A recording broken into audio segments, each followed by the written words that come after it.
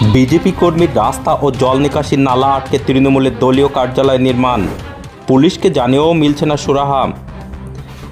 উত্তর ২৪ পরগনা জেলার বসিরহাট মহকুমার হাসনাবাদ ব্লকের অন্তর্গত হাসনাবাদ পঞ্চায়েতের খাপুকুট গ্রামের ২৪ নম্বর বুথের বিজেপি কর্মী শচীন দাসের বাড়ির রাস্তা ও জল নিকাশি নালা আটকে অবৈধভাবে তৈরি করা হচ্ছে।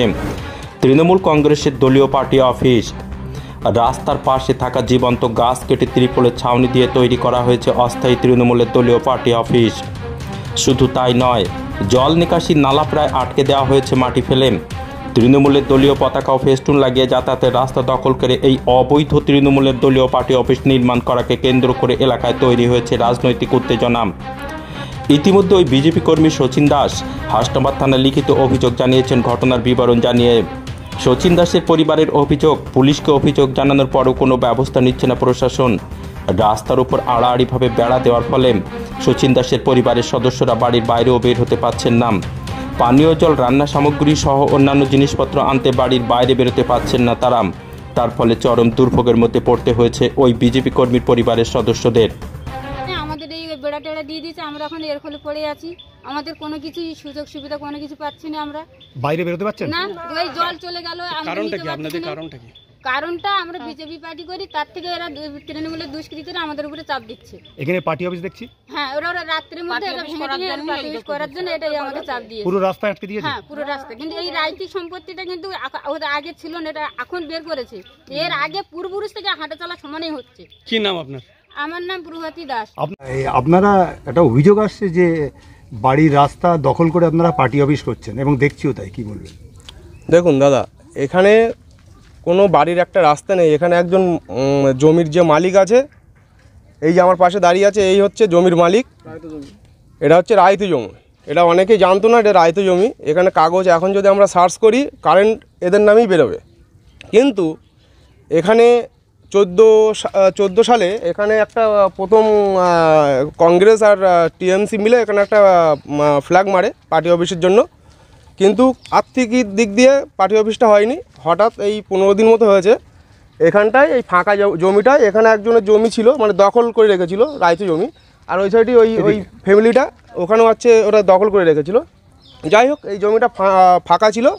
এবার আমরা পার্টির তরফ থেকে যে জমিদাতা, সে আমাদেরকে দান করেছে, টিএমসি পার্টিকে দান করেছে। কিন্তু এখানকার যে দুর্নীতিগ্রস্ত মেম্বার সুধারানী বৈদ্য এবং তার স্বামী বিভিন্ন রকমের এখানে সন্ত্রাস সৃষ্টি করছে। তারপরে লোকের, এর আগে যখন টিএমসিতে ছিল যে ওই মেম্বারের স্বামী, এখানে লোকের জমি দখল করার থেকে, ফ্ল্যাগ মারার থেকে টিএমসি করে এই 3-4 বিঘা জমি নিয়ে নিয়েছে। হঠাৎ করে সুধারানী বৈদ্যর কথা বলছেন আপনি, ইনি কোন দলের পঞ্চায়েত সদস্য? উনি হচ্ছে এখন বর্তমান বিজেপি পঞ্চায়েতের সদস্য আছে। এটা হচ্ছে 24 নম্বর বুথ হাসনাবাদ পঞ্চায়েতের। কিন্তু দুর্নীতিগ্রস্ত একটা মেম্বার, তার স্বামী এই সাধারণ মানুষের বিপদে ফেলছে। কিন্তু এখানটা যে রায়তি জমি, এখানে থানায় যাওয়া হয়েছিল, থানার থেকে বলেছে যে এরা কাগজপত্র যে যার নাম দেখছি সেই মালিক তো এখানে দান করছে, এখানে তো আপনাদের কোনো অবজেকশন দেওয়ার কোনো দরকার নেই। কিন্তু থানা যখন বলল যে আপনারা এখানে এসে আমিন নিয়ে আসুন, আমিন নিয়ে এসে মেপে যদি আপনার জমি পান আপনি নিয়ে নেবেন, এনার জমি হলে ইনি নিয়ে নেবে। অতএব এখানে যখন ওরাই আমিন নিয়ে আসলো, আমিন নিয়ে আসার পরে মেপে যুগে জমি বার করে দিয়েছে।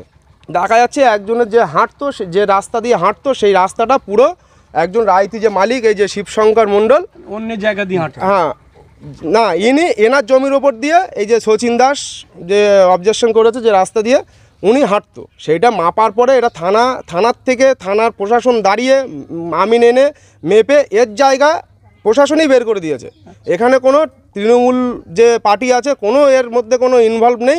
যেহেতু এখন দান করেছে, এখানকার জমি রায়ত জমি দান করেছে তৃণমূল পার্টিকে, সেই জন্য আমরা এই পার্টি অফিস এখানে করছি, এটাই হচ্ছে বক্তব্য। এইখানে কিন্তু এইখানটা তো দেখছি একটা রাস্তা বেরিয়ে গেছে গ্রামের মধ্যে, অনেকের বাড়িও পরে যাতায়াত করে, সেখানটা পুরোটা আটকে গেল। এটা তো সম্পূর্ণ প্রশাসনের ব্যাপার। প্রশাসন থেকে আমিন থেকে মেপে দিয়ে গেছে। এখানে তৃণমূল পার্টি বা এখানে যা কর্মীরা আছে পার্টির, তাদের কোনোই দোষ নেই। এখানে প্রশাসন থেকে আমিন এনে কে কোন রাস্তা দিয়ে যাবে না যাবে সেটা প্রশাসন থেকে ওরাই অবজেকশন দিয়েছে যে এখানে খাস জমিতে হচ্ছে ফ্ল্যাগ মেরেছে তৃণমূল পার্টি। কিন্তু দেখা গেল থানায় ওখানে বড়বাবুর সামনে আমরা যখন বসে কথা বলি, কাগজপত্র সাবমিট করি, বড়োবাবু দেখলো যে এখানকার যে জমি যে যার আছে সে হচ্ছে সন্ন্যাসী মণ্ডল মারা গেছে, তার ওয়ারের সূত্রে এনার বাবা আছে ঋষিকেশ মণ্ডল। হ্যাঁ, আমাদের উনিও বেঁচে আছে। কিন্তু একটা মানবিক জায়গা থেকে এখানটা টোটালটা রাস্তা দিয়ে গ্রামে যাওয়ার এবং অনেকেই যাতায়াত বাড়ি, তারা কি করে যাবে?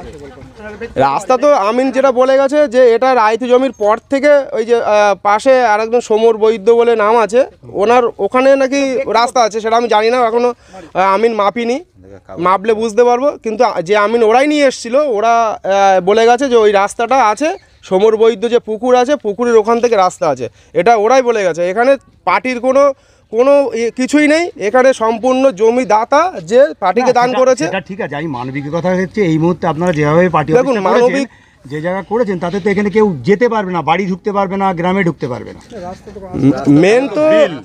মেন তো দেখুন, একজনের রায়তি জমি, সে কিভাবে কাকে দেবে, হাঁটতে দেবে না দেবে তার পার্সোনাল ব্যাপার।